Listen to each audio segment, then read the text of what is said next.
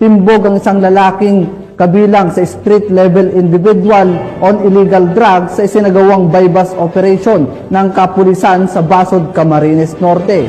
Tinutukan niya ni Patrolman Rodel Grecia.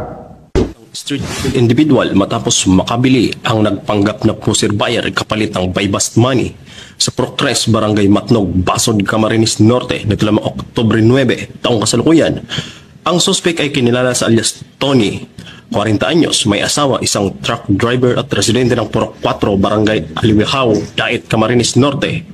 Bandang alas 12:35 ng madaling araw nang ikinasaang operasyon ng mga tauhan ng Pasod Municipal Police Station, Camarines Norte Provincial Intelligence Unit, Camarines Norte Police Provincial Drug Enforcement Unit 5, 503rd Maneuver Company RMAP 5.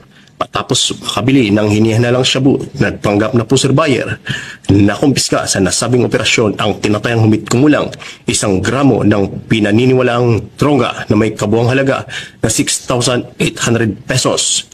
Ang naarestong suspect at ang nasamsam na ebidensya ay kasalukuyang nasa kustodiya ng Basod Municipal Police Station para sa pagsasampa ng kasong paglabag sa Section 5 at 11 ng Article 2 ng Republic Act 9165 o ang Comprehensive Dangerous Drugs Act of 2002. Ang Basod Municipal Police Station ay seryoso sa kampanya sa illegal na droga. So, pinapayuhan natin yung mga personalities na involved sa mga ganitong illegal activities, illegal drug activities, itigilan na nila kasi darating yung time na masusukol din sila ng pulisya. Ang may papayo ko naman sa mga taong gumagamit ng illegal na droga, itigilan na nila ito.